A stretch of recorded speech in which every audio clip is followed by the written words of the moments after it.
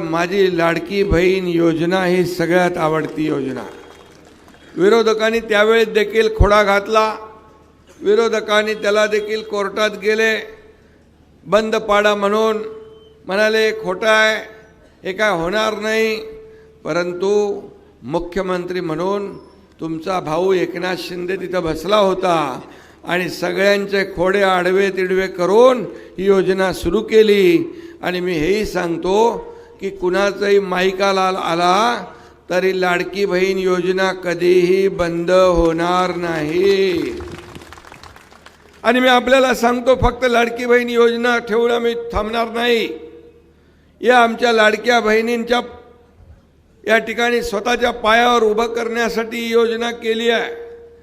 मी मुख्यमंत्री होतो, उपमुख्यमंत्री आहे, मंत्री होतो, अनेक पदं भूषवली, पण मला सगळ्यात आनंद काय तर या करोडो करोडो लाडक्या बहिणींचा लाडका भाऊ ही मिळालेली ओळख सगळ्या पदांपेक्षा मला मोठी आहे।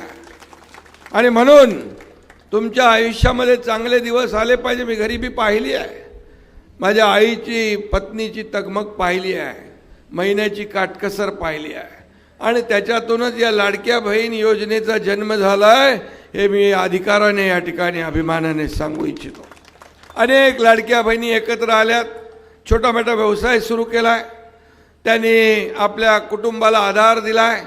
स्वतःच्या हाताने स्वतःचे पैसे काढण्याचा हक्क तुम्हाला मिळवून देण्याचं पुण्य माझ्या पदरी पडलेलं आहे, त्यामुळे मला स्वतःला अभिमान आहे। आणि म्हणून याचबरोबर आमच्या लाडक्या बहिणींना आम्ही मान सन्मान मिळवून दिला।